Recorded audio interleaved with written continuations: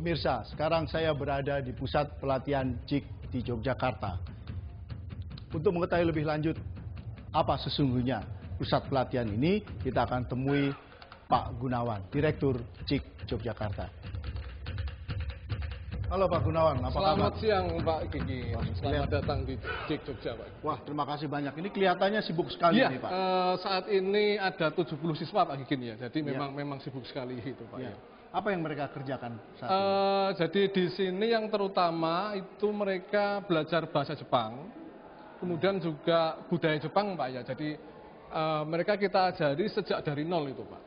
Ya, jadi dengan demikian mereka di sana nanti tidak akan mengalami banyak persoalan. Iya, soal jadi penyesuaian, ya. mereka nanti datang ke Jepang itu sudah bisa menyesuaikan diri dengan budaya Jepang. Jadi jangan sampai nanti ada culture shock ya, seperti semacam itu ya. Karena memang ada banyak hal yang harus kita ajarkan dan itu bagi orang-orang Indonesia mungkin hal baru Pak ya gitu Pak. Ya, dan sejauh ini persoalan apa ya Pak yang paling sering dihadapi oleh siswa di sini dalam menyelesaikan kewajiban mereka? Iya, jadi masalah yang terutama adalah bagaimana siswa bisa menyesuaikan diri Pak. Karena untuk di Jogja ini, itu siswa harus hidup di asrama. Banyak juga dari siswa kita ini yang belum pernah pisah dengan orang tua Pak. Nah, karena itu memang kemudian di asrama kita ajarkan juga mulai dari bagaimana mereka hidup mandiri, misalnya untuk bisa masak sendiri, kemudian juga nanti bagaimana nanti mereka bisa hidup seakan-akan di Jepang ya. Jadi nanti di atas nanti ada asrama, nanti Bapak juga bisa melihat fasilitas yang ada di sana Pak. Seperti yang Bapak lihat ini mereka menggunakan seragam biru tua dan hitam. Ini adalah siswa-siswa yang sudah belajar selama 2 bulan dan sudah dinyatakan lulus Pak. Nah, mereka yang di sini ini sebentar lagi akan ke Jakarta untuk mengikuti pendidikan lebih lanjut di JIK Jakarta, Pak.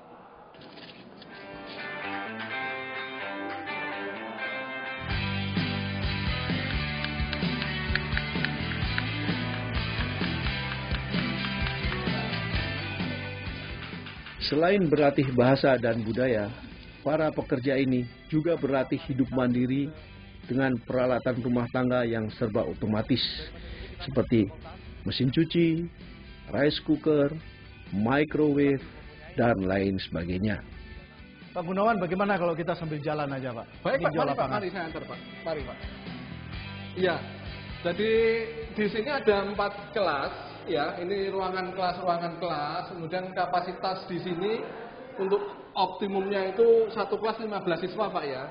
Jadi Bapak bisa dilihat di sini, ini adalah kelas-kelas pembelajaran Pak ya, kita ajarkan di sini semua, kemudian juga kita menggunakan audio juga karena memang ada beberapa hal yang mesti diajarkan dengan melihat video Pak ya. Ya. Jadi ini adalah, nah saya sampaikan juga mereka seragamnya masih putih hitam. Seragam putih hitam itu artinya mereka baru belajar belum sampai 2 bulan di sini.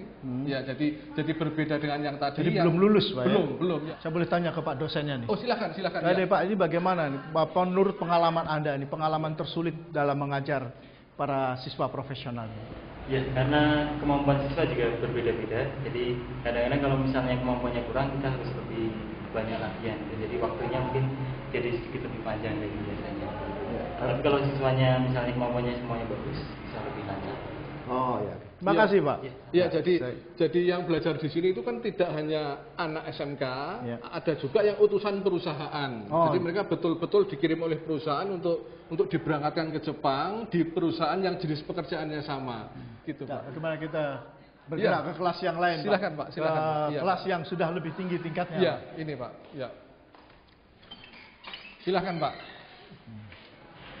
Nah, ini juga kelas yang sudah siap diberangkatkan ke Jakarta ya. Jadi mereka sebentar lagi akan ke Jakarta. Ini di sini ada satu siswa. Ini kebetulan adalah utusan perusahaan ya. Ini Purnomo. Dia utusan perusahaan dari Klaten, Pak.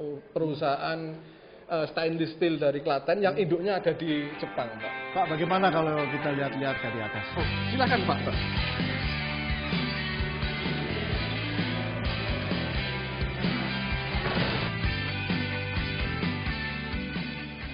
Oke, sekarang saya memasuki dapur di mana para siswa memasak untuk mempertahankan hidup. Oke, salah satu dari siswa yang sedang memasak ini akan segera berangkat ke Jakarta.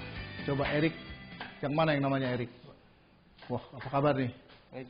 Anda sudah selesai di sini, lulus dan akan melanjutkan pelatihan di Jakarta ya? Iya Pak, jadi setelah kami semua ini mendapat pelajaran di Senta ini selama 2 bulan, kami melanjutkan pelajaran berikutnya di Jakarta.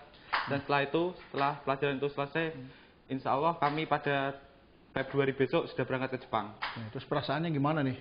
Ya senang sekali. Sudah pernah keluar negeri belum sebelumnya? Belum. Atau jangan-jangan belum pernah ke Jakarta juga? Iya. Belum pernah ke Jakarta? Belum pernah ke Jakarta. Lalu langsung Tokyo ya? Iya. Ini pengalaman yang luar biasa, tapi secara mental udah siap belum? Sudah siap. Di sini dipersiapkan nggak? Setelah keseluruhan di sini dipersiapkan semua Pak. Ya. Mengenai kebudayaan, mental, baik kepribadian di sini diatur semua. Oh, jadi Anda nggak khawatir ya bahwa nanti di sana akan tiba-tiba pengen pulang, nggak betah dan lain sebagainya? Oh, tidak sama sekali.